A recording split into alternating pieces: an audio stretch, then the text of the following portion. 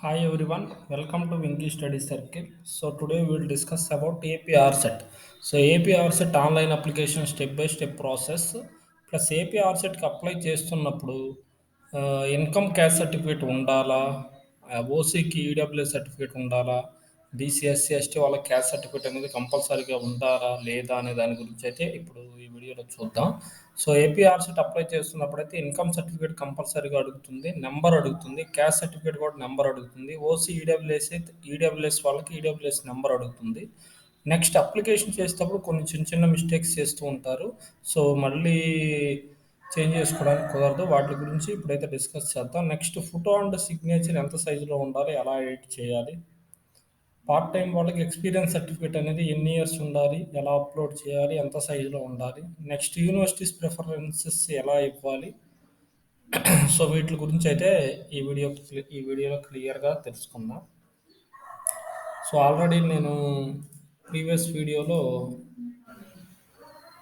So ఆర్సెట్ గురించి first step చెప్పేశాను. సో బట్ ఇంకొకసారి ఫస్ట్ ఫీజ్ పేమెంట్ అనేది చేయాలి. ఫస్ట్ ఫీజ్ పేమెంట్లో name, date of birth, mobile number, so next alternative mobile number, email ID, caste certificate, subject select చేసుకునేటప్పుడు మీరు ఏ సబ్జెక్ట్ రాస్తున్నారో ఆ సబ్జెక్ట్ అనేది సెలెక్ట్ చేసుకోవాలి. సో క్వాలిఫైయింగ్ డిగ్రీ దాంట్లో మీరు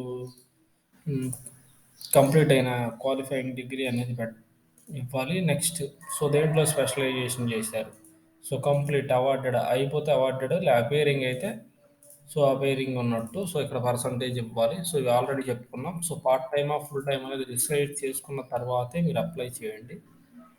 అండ్ నెక్స్ట్ సో అక్కడ కేటగిరీ 1, కేటగిరీ 2. సో అసలు కేటగిరీ 1, కేటగిరీ 2 అంటే ఏంటో నెక్స్ట్ ఇంకో వీడియోలో తెలుసుకుందాం. సో ఈ కేటగిరీ 2 వాళ్ళకి only part research methodology, teaching aptitude, research aptitude మాత్రమే. సో కేటగిరీ 2 వాళ్ళకి టీచింగ్ యాప్టిట్యూడ్, రీసెర్చ్ యాప్టిట్యూడ్ అంటే సబ్జెక్ట్ కూడా ఉంటుంది. సో ఇక్కడ ఫీజ్ పేమెంట్ చేస్తాం. ఫీజ్ పేమెంట్ చేసిన తర్వాత కంప్లీట్ అయిన తర్వాత అప్లికేషన్ ఫిల్లింగ్ అప్లికేషన్ వస్తుంది. ఆ అప్లికేషన్ ఎలా ఉంటుందో చూద్దాం. సో స్టార్టింగ్ అయితే ఇలా ఉంటుంది అప్లికేషన్ అనేది. సో ఓపెన్ చేయగానే ఆల్రెడీ నేను ఒకరికి అప్లై చేశాను. సో లైవ్లో చేద్దామంటే అప్లికేషన్ ఒకవేళ డీటెయిల్స్ అన్నీ డిస్ప్లే అవుతాయని సో దానికోసం అయితే చేస్తున్నాను. సో ఇక్కడ మనం పేమెంట్ చేసిన payment ID, mobile number, date of birth మనం ఎంటర్ చేయగానే మనకు అప్లికేషన్ ఓపెన్ అవుతుంది. సో అప్లికేషన్ ఓపెన్ అయినప్పుడు క్యాండిడేట్ నేమ్, ఫుల్ నేమ్ ఉంటుంది, ఫాదర్ నేమ్, మదర్ నేమ్ అనేది మనం ఇవ్వాలి. నెక్స్ట్ డేట్ ఆఫ్ బర్త్ కూడా ఉంటుంది, మేల్ ఆర్ ఫీమేల్ మనం టిక్ చేసుకోవాలి. నెక్స్ట్ ఆధార్ నెంబర్ ఇవ్వాలి కంపల్సరీగా. నెక్స్ట్ సో ఆధార్ నెంబర్ ఇవ్వాలి. నెక్స్ట్ ఇక్కడ చూడండి, annual income of the parents యొక్క యాన్యువల్ ఇన్కమ్ అడుగుతున్నారు. ఇక్కడ యాన్యువల్ ఇన్కమ్ అడుగుతున్నారు.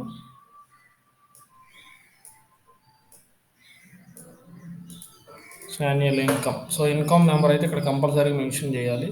ఇన్కమ్ నెంబర్ ఒకవేళ లేటెస్ట్ది ఉంటే లేటెస్ట్ది అప్లై చేయండి. ఒకవేళ లేటెస్ట్ది మీకు లేకపోతే ఓల్డ్ది ఏమన్నా ఉన్నా కానీ మీరు ఎంటర్ చేయొచ్చు. Next open category. సో కేటగిరీకి వచ్చేసరికి ఓపెన్ కేటగిరీ ఓసీ అయితే ఈడబ్ల్యూఎస్ అయితే ఈడబ్ల్యూఎస్ సర్టిఫికేట్ నెంబర్ ఇవ్వాలి. బీసీ ఎస్సీ ఎస్టీ వాళ్ళకైతే సో క్యాస్ట్ సర్టిఫికేట్ కంపల్సరీగా ఇవ్వాలి. ఇక్కడ ఈ ఇన్కమ్ క్యాస్ట్ అనేది కంపల్సరీగా మనం అయితే ఇవ్వాలి. సో ఎన్సీసీ ఉంటే ఎన్సీసీ, సో ఎన్సీసీ ఉంటే మీ రిక్వైర్డ్ ఏది ఉంటే అది మీరు సో టిక్ చేసుకోవచ్చు. టిక్ చేసుకుంటే స్పోర్ట్స్ ఒకవేళ టిక్ చేశారనుకోండి, ఇక్కడ డాక్యుమెంట్ అనేది అప్లోడ్ చేయమని అడుగుతుంది. నెక్స్ట్ సో మీ details, present address, permanent address, so ఇవి 2 అడుగుతారు, 2 ఇవ్వాలి. నెక్స్ట్ క్వాలిఫైయింగ్ ఎగ్జామినేషన్, సో మీరు దేంట్లో క్వాలిఫై అయ్యారు, ఏ సబ్జెక్ట్లో క్వాలిఫై అయ్యారు, ఏ డిగ్రీ క్వాలిఫై అయ్యారు, దేంట్లో స్పెషలైజేషన్ చేశారు, ఆల్రెడీ మనం ఫస్ట్లోనే ఫిల్ చేసాం, అవి ఇక్కడ వస్తాయి. Next year of passing, so year of passing, so ఇయర్లో పాస్ అయ్యారు. కంప్లీట్ అవార్డెడ్ అంటే కంప్లీట్ అయినట్టు, ఎపేర్డ్ అంటే చదువుతున్నట్టు. సో పర్సంటేజ్, సో ఇక్కడ చాలామందికి డౌట్స్ ఉండొచ్చు. 2021లో సో పీజీ కంప్లీట్ అయింది, పార్ట్ టైం చేయాలనుకుంటున్నాను, లేకపోతే 2022లో అంటే రీసెంట్గానే పీజీ కంప్లీట్ అయిపోయింది, పార్ట్ టైం చేయాలనుకుంటున్నాను. సో నాకు ఎక్స్పీరియన్స్ సర్టిఫికేట్ ఎలా, సో ఇలా కూడా ఆలోచిస్తూ ఉంటారు. సో 2022 రీసెంట్లీ పీజీ పాస్ అయిన వాళ్ళకి ఏంటంటే ఏదైనా బీఈడీ ఉన్నా ఏదైనా స్కూల్లో చేసిన ఎక్స్పీరియన్స్ ఉన్న ఆ ఎక్స్పీరియన్స్ సర్టిఫికేట్ అనేది మనం పెట్టుకోవచ్చు. సో నెక్స్ట్, సో ఇక్కడ యూనివర్సిటీ పీజీ సెంటర్స్లో ఎన్ని ఇయర్స్ ఎక్స్పీరియన్స్ ఉంది, ఎన్ని మంత్స్ ఎక్స్పీరియన్స్ ఉంది, సర్టిఫికేట్ అనేది ఇక్కడ అప్లోడ్ చేయాలి. సో 1, 2, 3, 4 ఈ ఫోర్లో మీరు దేనికి ఎలిజిబుల్ అయితే వాటిలో అయితే మీరు ఇవ్వచ్చు.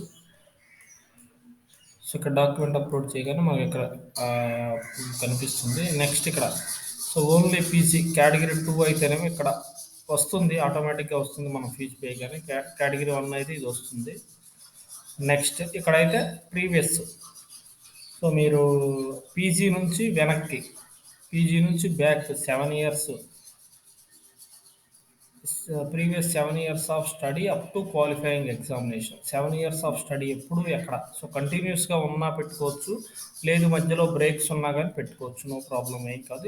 ఇక్కడ ఫర్ సపోజ్ పీజీ చేశారనుకోండి, పీజీ 2 ఇయర్స్ ఏ విలేజ్లో చేశారు, సో ఏ ఇన్స్టిట్యూషన్లో చేశారు, ఇయర్ ఆఫ్ పాసింగ్ ఎప్పుడు స్టార్ట్ చేశారు, ఎప్పుడు ఎండ్ చేశారు, ఎప్పుడు స్టార్ట్ చేశారు, ఎప్పుడు ఎండ్ చేశారు. సో ఇక్కడ చాలామంది ఏంటంటే పీజీ కంప్లీట్ అయిన తర్వాత ఒకవేళ 1 ఇయర్, డిగ్రీ కంప్లీట్ అయిన తర్వాత 1 ఇయర్ గ్యాప్ వచ్చింది, పీజీ చేశారు, నో ప్రాబ్లం, అలా అయినా పెట్టుకోవచ్చు, ఏమీ కాదు.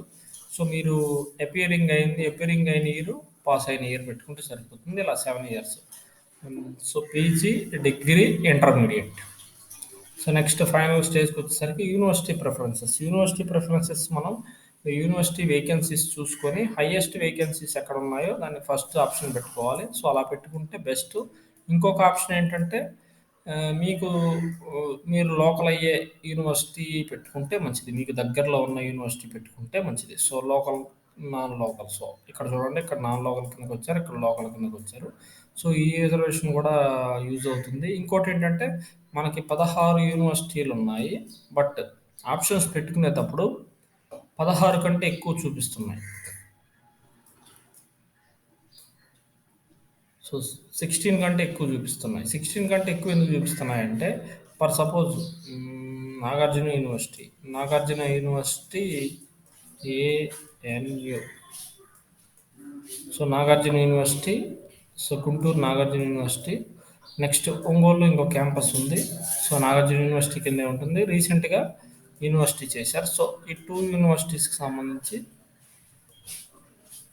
ఆంధ్రకేసరి యూనివర్సిటీ, నాగార్జున యూనివర్సిటీకి సంబంధించి రెండు అయితే డిస్ప్లే అవుతున్నాయి, మనం ప్రిఫరెన్సెస్ అయితే ఇచ్చుకోవచ్చు. నెక్స్ట్ వైఎస్ఆర్ కడప సంబంధించి ఇంకొక యూనివర్సిటీ ఫైన్ ఆర్ట్స్ అని ఆ, ఒకటి కూడా మనకు డిస్ప్లే అవుతుంది. నెక్స్ట్ క్లస్టర్ యూనివర్సిటీ అని కర్నూలు నుంచి ఒకటి అయితే న్యూగా డిస్ప్లే అయింది.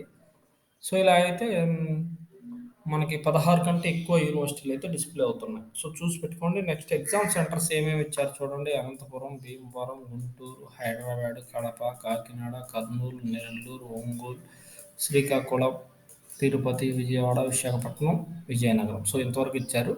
నెక్స్ట్, సో ఇక్కడ ఫోటో ఉంటుంది. ఇక్కడ ఫోటో అనేది మనకి 50 KB బిలో అనుకుంటా.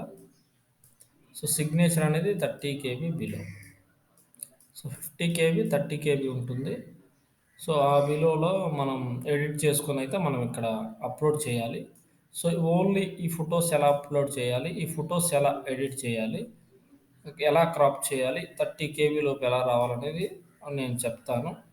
సో నెక్స్ట్ ఇది మెయిన్ ఇన్ఫర్మేషన్ అయితే ఇది. ఒకవేళ మీకు ఎలాంటి డౌట్స్ ఉన్నా, సో ఇలా అప్లోడ్ చేయడంలో ఏదైనా అప్లోడ్ కాకపోయినా, సో వీటిల్లో ఏదన్నా ప్రిఫరెన్సెస్ ఇచ్చుకోవడం కానీ ఇలాంటివి ఏదన్నా ఐడియా లేకపోతే, నేను ఆల్రెడీ నెంబర్ ఇచ్చాను, ఇంకొకసారి చెప్తున్నాను. సో ఈ నెంబర్కి అయితే కాల్ చేయండి. నేను ఎప్పుడు కాల్ చేసినా మీకైతే ఇన్ఫర్మేషన్ ఇస్తాను. 9581363301.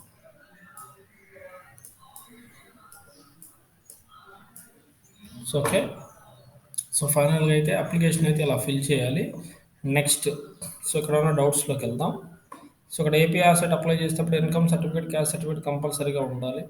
సో ఓసీకి ఈడబ్ల్యూఎస్ ఉంటే ఈడబ్ల్యూఎస్ సర్టిఫికేట్ ఉండాలి. అప్లికేషన్ చేసేటప్పుడు ఏమేమి మిస్టేక్స్ చేస్తారంటే చాలా మెంబర్స్, సో ఇక్కడ చూడండి, ఇక్కడ వాళ్ళు ఫుల్ టైం చేయాలా, పార్ట్ టైం చేయాలని వాళ్ళకి క్లారిటీ ఉండదు. ఫుల్ టైం పెట్టుకుంటారు. ఫుల్ టైం పెట్టుకుని అప్లై చేసిన తర్వాత ఎగ్జామ్ రాసిన తర్వాత మళ్ళీ పార్ట్ టైం షిఫ్ట్ చేసుకోవాలంటే అవకాశం ఉండదు. సో ఇప్పుడు పార్ట్ టైం పెట్టుకొని తర్వాత ఫుల్ టైం కింద అప్లై చేద్దాము, ఫుల్ టైం చేద్దామని అనిపిస్తుంది కొంతమందికి. అలాంటి వాళ్ళకి కూడా అవకాశం ఉండదు. నెక్స్ట్, సో ఇక్కడ మీరు ఇక్కడ అప్లై చేసేటప్పుడు చూడండి minimum faculty working in polytechnic minimum 4 years అడుగుతుంది. సో ఇక్కడ మినిమం 4 ఇయర్స్ అడుగుతుంది. సో ఇక్కడ మినిమం 2 ఇయర్స్ అడుగుతుంది. ఇక్కడ మినిమం 2 ఇయర్స్, ఇక్కడ మినిమం 2 ఇయర్స్. పీజీ సెంటర్స్ కానీ ప్రొఫెషనల్ కాలేజ్ కానీ ఫ్యాకల్టీ ఈ ఈ కాలేజ్లో కానీ అయితే మినిమం 2 ఇయర్స్, స్కూల్స్లో అయితే మినిమం 4 ఇయర్స్ అడుగుతుంది. 4 ఇయర్స్. సో 100 KB కంటే తక్కువ ఉండాలి పీడిఎఫ్. ఈ పీడిఎఫ్ అనేది ఆన్లైన్లో చేయాలి. సో పీడిఎఫ్ని ఎలా రెడ్యూస్ చేయాలి, 100 KB కంటే తక్కువ ఎలా రెడ్యూస్ చేయాలో మనం నెక్స్ట్ వీడియోస్లో చూద్దాం. సో ఇక్కడైతే PG with UGC net, CSR net, slate అన్న సెట్ అన్న ఒకటే, gate score, teacher fellowship holders, MPhil ఉన్న వాళ్ళు అయితే కేటగిరీ 1 కిందకి వస్తారు. ఓన్లీ పీజీ వాళ్ళు అయితే కేటగిరీ 1, కేటగిరీ 2 కిందకి అయితే వస్తారు. సో ఇది ఓవరాల్‌గా మిస్టేక్స్ ఏంటంటే నేమ్ కరెక్షన్స్ ఉందనుకోండి. ఆల్రెడీ చెప్పాను కరెక్షన్స్ గురించి. సో ఇవి ఓవరాల్‌గా అయితే ఉన్నవి. నెక్స్ట్ ఫోటో సిగ్నేచర్ ఈ ఎడిట్ గురించి నేను నెక్స్ట్ వీడియోలో చెప్తాను. ఎక్స్‌పీరియన్స్ సర్టిఫికేట్ గురించి కూడా ఏదైనా డౌట్స్ ఉంటే నాకు కాల్ చేయండి. నేనైతే డీటెయిల్‌గా చెప్తాను. సో యూనివర్సిటీస్ ప్రిఫరెన్సెస్, సో ఇది ఓవరాల్‌గా అయితే అందరికున్న డౌట్స్. సో నెక్స్ట్ యూనివర్సిటీలో ఎన్ని వేకెన్సీస్ ఉన్నాయనే దాని మీద ఒక వీడియో. నెక్స్ట్ సో కేటగిరీ 1కి కేటగిరీ 2కి డిఫరెన్స్ ఏంటి, కేటగిరీ 1 కేటగిరీ 2కి ఎన్ని సీట్స్ అలాట్ చేస్తారు, పిహెచ్డి చేస్తే ఫెలోషిప్ వస్తుందా రాదా, వీటి గురించి అయితే మనం నెక్స్ట్ వీడియోలో తెలుసుకుందాం. Thank you for watching. For more updates subscribe my